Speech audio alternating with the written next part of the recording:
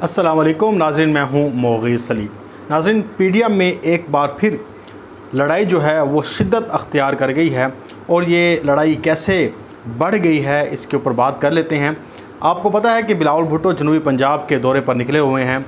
उन्होंने अपने ख़िताब में लोगों से खिताब करते हुए कहा कि मुस्लिम लीग नून जो है वो जनाब आला मुनाफिक जमात है, उन्हें हुकूमत को गिराने के लिए कोई एक रास्ता चुनना होगा।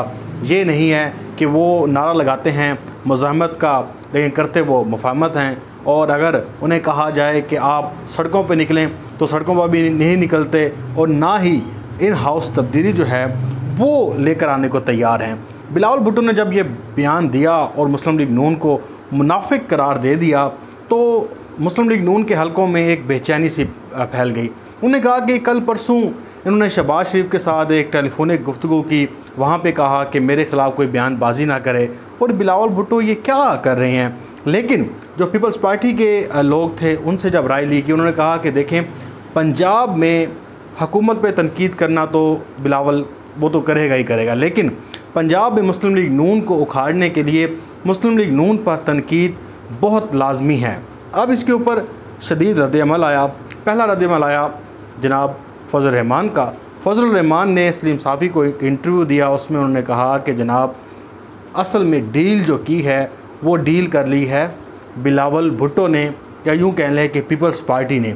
यानी कि ये वो डील है जिसके बारे में इमरान खान साहब भी कह रहे थे, तमाम लोग कहते थे कि आप लोग डीलें करके आते हैं और हर दफ़ा आपने डील की है, और ये तासुर देते थे कि इमरान खान साहब जो हैं वो सिलेक्टेड हैं, हम तो बड़े पाक पवित्र हैं, हमने तो कभी ना ही एस्टेब्लिशमेंट डील की है, ना ही कभी उनसे कोई बात हमने उनसे मनवाई है या उनसे उनकी मानी है। अब फजल रहमान ने कहा कि बिलावल भुट्टो जनाब पीपल्स पार्टी इन्होंने डील कर लिया। उन्होंने कहा कि मीर जाफ़र और मीर सादिक पीडीएम में मौजूद थे जिन्होंने हमारी पीठ पे छुरा खोंपा और उन्होंने शदीद बिलावल भुट्टो को तनकीद का निशाना बनाया। इसके साथ साथ उन्होंने ये कहा कि हमें ऑफ़र हुई थी। ये ऑफ़र क्या थी? ऑफ़र उन्होंने ये कहा कि जनाब हमें ऑफ़र हुई थी कि आप मार्च ना करें, यानी कि आप सड़कों पर ना आएँ, सिर्फ़ आप इन हाउस तब्दीली की तरफ जाएँ तो आपको बहुत कुछ मिल सकता है। लेकिन हमने एस्टेब्लिशमेंट की ये डील जो है ठुकरा दी थी, लेकिन इसको चूज़ किया बिलावल भुट्टो ने और उन्होंने इसके ऊपर ही ज़िद की कि जनाब हम इन हाउस तब्दीली लेकर आएंगे, सड़कों पर नहीं आएंगे। इसके बाद इसके ऊपर रद्द-ए-अमल दिया कमर ज़मान कायरा ने। उन्होंने कहा कि जनाब एक बात तो ये तय है कि जो लॉन्ग मार्च था उस हवाले से खदशात थे, लेकिन इन हाउस तब्दीली के हवाले से इस डील का इसका हम जो है इसको हम निगलेक्ट करते हैं। उन्होंने तरदीद की इसकी। इसके बाद इसके ऊपर शायद खाकान अब्बासी ने भी बात की। उन्होंने कहा कि जो पीपल्स पार्टी है वो भी, उन्होंने कहा कि हमें मुनाफिक कहा है, लेकिन हम इस गंद में पड़ना नहीं चाहते, अगर हमने बात की तो बहुत दूर तलक जाएगी। उन्होंने भी कहा कि इन्होंने डील कर ली है पाकिस्तान के इस्टेब्लिशमेंट से। इसके बाद राना सनाउल्लाह ने इस बात की तस्दीक की। उन्होंने कहा शाहज़ेब खान के प्रोग्राम में, उन्होंने कहा कि जी बिल्कुल, हमें भी ऑफ़र ये थी कि हम ये रास्ता अख्तियार ना करें लॉन्ग मार्च वाला, हम ये रास्ता अख्तियार करें हाउस तब्दीली वाला, लेकिन पीडीएम के सरबराह ने इसको ठुकरा दिया। अब ये राना सनाउल्लाह ने कहा, लेकिन शाहिद खाकन अब्बासी यहाँ पे एक बात जो मुझे बड़ी ही ताजुब लगी, उन्होंने कहा कि जी मुझे ये नहीं पता कि ऑफ़र हुई या डील की या नहीं हुई। तो जो काशिफ अब्बासी ने कहा कि आप ऐसे साथ फिरते रहते हैं, फिर आप जनरल सेक्रेटरी हैं, मुस्लिम लीग नून में आपका बड़ा एक कदकाठ है, आप इन लोगों के साथ फिरते रहते हैं, हमें खाम साथ लगे रहते हैं, आपको कोई ख़बर का पता ही नहीं है।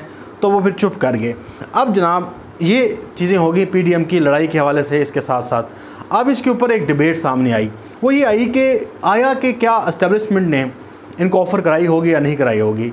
अभी तक जो इतलात हैं वो ये है कि इनको मुँह भी किसी ने नहीं लगाया।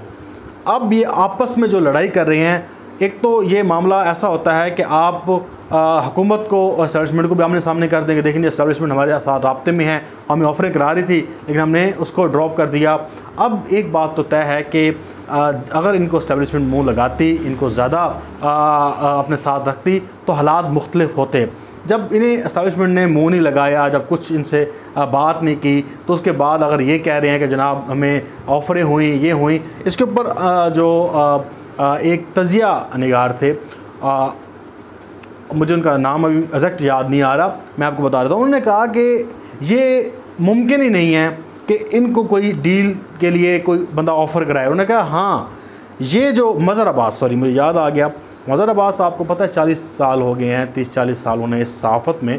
तो उन्होंने एक कहा कि अगली जो हुकूमत है वो नज़र जो आ रही है, मुस्लिम लीग नून की परेशानियां जो बता रही हैं, जो मामलात बता रहे हैं, ये पत्थर पर लकीर है कि अगली हुकूमत पाकिस्तान तहरीक-ए-इंसाफ की होगी। उन्होंने वजह ये है कि एक तो मुस्लिम लीग नून खुद कन्फ्यूज़न का शिकार है, उनका वोटर कन्फ्यूज़ है। अब ना वो मुफाहमत कर पा रहे हैं, ना वो मुज़ाहमत कर पा रहे हैं। मुज़ाहमत उनसे होती नहीं है, मुफाहमत उनसे हो नहीं, कोई कर नहीं रहा। तो ये एक सरप्राइज़ होगा कि मुस्लिम लीग नून पंजाब से जीत जाए। उन्होंने कहा कि ये अपोजिशन के आपस की लड़ाई पाकिस्तान तहरीक-ए-इंसाफ को मजबूत कर रही है और पाकिस्तान तहरीक-ए-इंसाफ अगला इलेक्शन आराम से 2023 का वो जीत जाएगी। इसके साथ साथ आपको पता है कि ये जो PDM का सारा मामला सामने आया, बिलावल भुट्टो जो गर चमक रहे हैं, मरीम नवाज़ जो खामोश हो जाती हैं, कभी उठ के बाहर आ जाती हैं, ये सारे सिनेरियो में पाकिस्तान तहरीक-ए-इंसाफ ने क्या किया?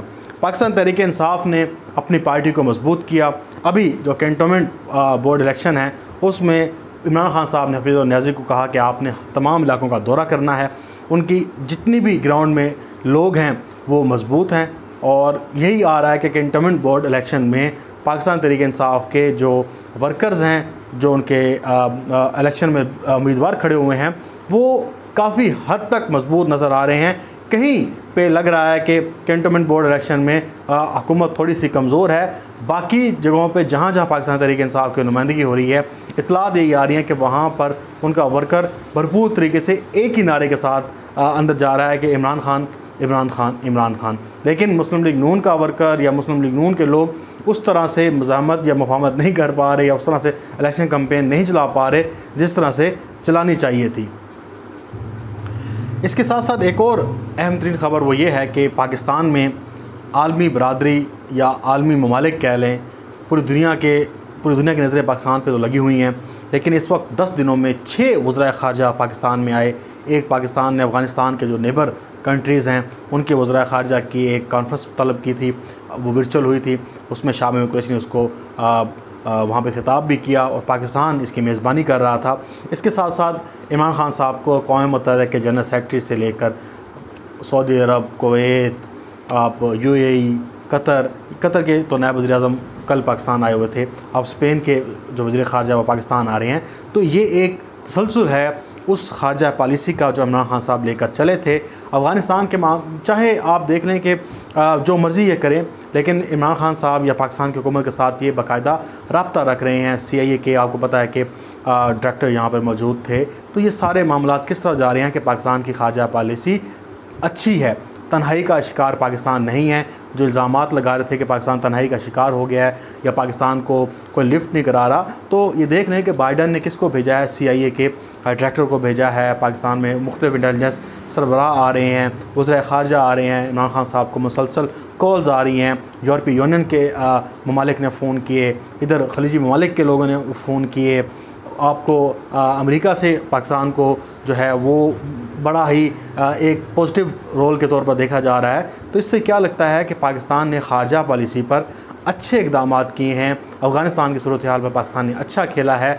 चाहे ये ममालिक अपनी मदद के लिए पाकिस्तान को फ़ोन कर रहे हैं, अपने शहरियों की हिफाजत के लिए फ़ोन कर रहे हैं, लेकिन फिर भी नज़रें पाकिस्तान के ऊपर लगी हुई हैं। यानी कि ये एक बात तय हो गई है कि पाकिस्तान की हाँ और ना से ही मामलात चल रहे हैं और इसको आलमी दुनिया, आलमी बरादरी इसको देख भी रही है। और अब आपको पता है कि अफ़गानिस्तान की हुकूमत 11 सितंबर को अपने जो उन्होंने अबूरी सेटअप कायम किया हुकूमत का हलफ उठा लेंगे। उसके बाद नई जो चीज़ें सामने आएंगी वो यही आएंगी कि कौन कौन से ममालिक उनको रिकग्नाइज़ करते हैं, कौन से ममालिक उनसे पीछे हटते हैं। तो अब आगे मामला शुरू होगा। लेकिन फ़िलहाल पाकिस्तान के जो सफारती सतह पर जो कामयाबियाँ हैं उसको भी तस्लीम करना चाहिए कि इमरान खान साहब के दौर में सफारती सतह पर पाकिस्तान ने अपना झंडा लहराया है और बड़ी ज़बरदस्त तरीके से लहराया है। उम्मीद है आपको आज की वीडियो पसंद आई होगी। अपना बहुत सारा ख्याल रखिएगा और अपने फ़ीडबैक से आगाह कीजिएगा। अल्लाह हाफ़िज़। पाकिस्तान ज़िंदाबाद।